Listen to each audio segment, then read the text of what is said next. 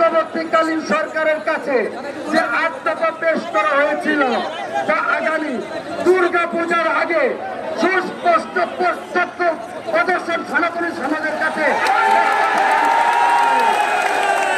তা না হলে দুর্গা পূজার আগে এই অন্তর্বর্তীকালীন সরকারকে আমরা বয়কট করতে বাধ্য হব। অন্য কোন সম্প্রদায়ের মাধ্যম থেকে আমরা নিরাপত্তা নেব না। আমরা সরকারের প্রশাসনের নিরাপত্তা চাই। আপনি যদি না পারেন বলেন আমার মন্দির আমি পাহারা দেব, না পারলে এই দেশের 2 কোটি হিন্দু সম্প্রদায়ের প্রধান ধর্মীয় উৎসব দুর্গা পূজা আমরা বন্ধ করে দেব। প্রিয় সাংবাদিক ভাই ও বন্ধুরা, গত 5ই আগস্ট রাজনৈতিক পট পরিবর্তনের মধ্য দিয়ে সংখ্যালঘু সম্প্রদায়ের উপর যে নারকীয় হামলা শুরু হয়েছিল, এই প্রেক্ষাপটে গত 9 আগস্ট 2024 শাহবাগে ছাত্র জনতা স্বতঃস্ফূর্ত আন্দোলন শুরু হয়। এরপর দেশব্যাপী বিক্ষোভ সমাবেশ শুরু হয়েছিল। হিন্দু সম্প্রদায়ের পক্ষ থেকে দ্রুত বিচার বিভাগীয় তদন্ত, ক্ষতিপূরণ সহ সার্বিক নিরাপত্তার জন্য অন্তর্বর্তীকালীন সরকারের নিকট 8 দফা দাবি পাশ করা হয়েছিল।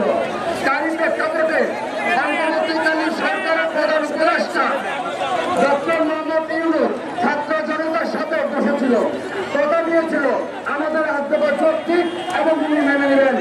তার সেই আশ্বাসে আমরা রাজপথ ছেড়ে দিয়েছিলাম। আমরা বিশ্বাস করেছিলাম বৈষম্য মুক্ত বাংলাদেশে যিনি দায়িত্ব নিয়েছিলেন তিনি সনাতনী সমাজের সাথে কোনো বৈষম্যমূলক আচরণ করবেন না। কিন্তু 1 মাস পরেও আমরা দেখলাম গত 53 বছরে যা বৈষম্য হয়নি, এখন বৈষম্য আরো চরম মাত্রায় বেশি হচ্ছে। আমরা দেখলাম গত 5ই আগস্ট থেকে 20 আগস্ট মাত্র 15 দিনের প্রেক্ষাপটে সংবাদ মাধ্যম প্রথম আলোর সুস্পষ্ট লিখিত বক্তব্য দিয়েছে যে 1086টি বসতবাড়ি মন্দিরে হামলা হয়েছে। এর মধ্যে শুধুমাত্র 22টি উপাসনালয়ে হামলা হয়েছে মাত্র 15 দিনে। এটি অত্যন্ত ন্যাক্কারজনক এবং আমি মনে করি স্বাধীন বাংলাদেশে এটি কখনোই কাম্য হতে পারে না। আমরা ছাত্র জনতা ঘরে বসে থাকতে পারি না। আমরা তাৎক্ষণিকভাবে সিদ্ধান্ত নিলাম আমরা ঘরে বসে থাকবো না।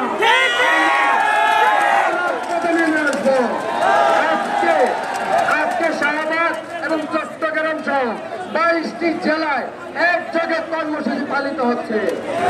আমি মিডিয়া ভাইদের মাধ্যমে অন্তর্বর্তীকালীন সরকারের কাছে আমাদের আজকের কর্মসূচির 4 দফা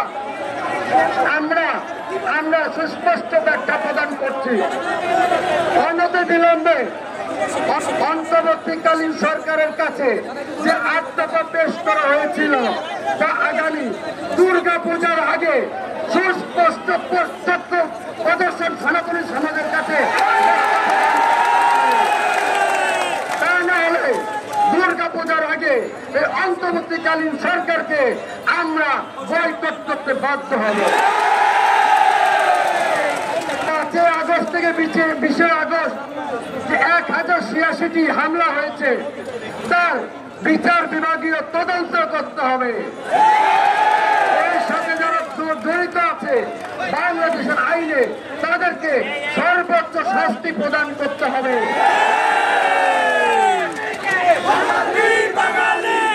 ঠাকুরগাঁও, চট্টগ্রাম, ময়মনসিংহ, রংপুর, দিনাজপুর সহ যে 45টি জেলায় সাম্প্রদায়িক হামলা হয়েছে তার বিচার বিভাগীয় তদন্ত করতে হবে এবং ক্ষতিগ্রস্ত প্রত্যেকটা বাড়ি নির্মাণ করে দিতে হবে।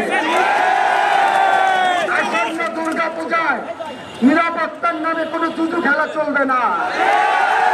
আমরা বিশ্বাস করি এই দেশের 2 কোটি হিন্দু সম্প্রদায়ের নিরাপত্তা যদি দিতে না পারেন আপনারা বলেন আমাদের নিরাপত্তা আমরা দেব, কিন্তু অন্য কোন সম্প্রদায়ের মাধ্যম থেকে আমরা নিরাপত্তা নেব না। ধরনের নিরাপত্তা চাই। যদি না পারেন বলেন আমার মন্দির আমি পাহারা দেব, না পারলে এই দেশের 2 কোটি হিন্দু সম্প্রদায়ের প্রধান ধর্মীয় উৎসব দুর্গা পূজা আমরা বন্ধ করে দেব।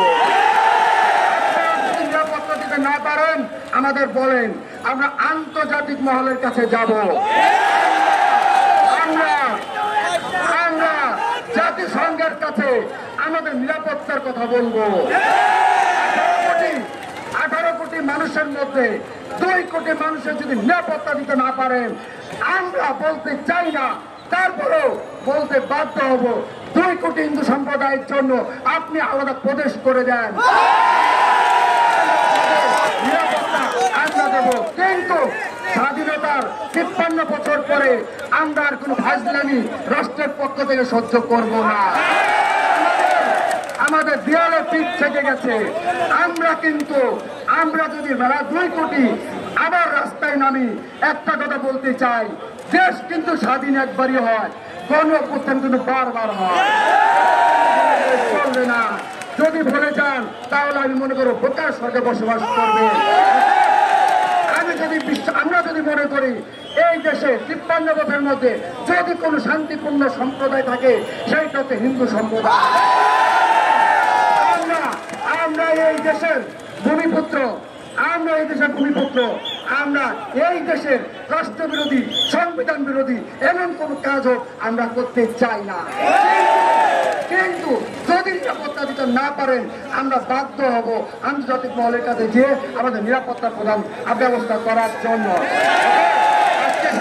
নেতা সহ যারা এসেছেন আমরা সবাইকে ধন্যবাদ জানাচ্ছি, মিডিয়া ভাইকে আমরা ধন্যবাদ জানাচ্ছি। আপনারা আমাদের প্রকৃত বন্ধু।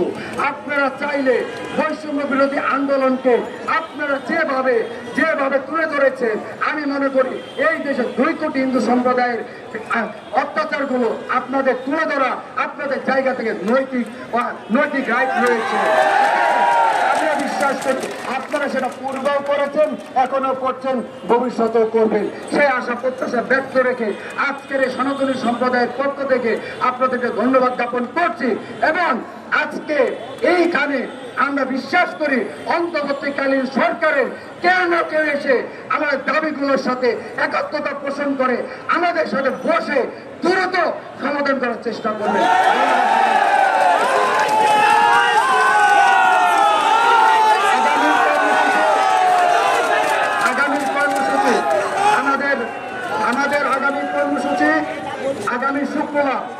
আগামী শুক্রবার জাতীয় শহীদ মিনারে আগামী শুক্রবার আমাদের কর্মসূচি চলবে।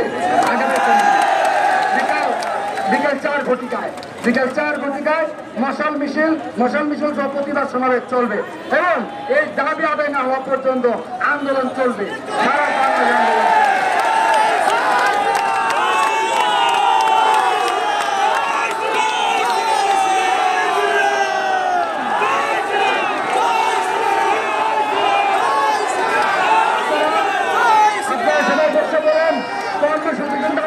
শেষ হয়নি।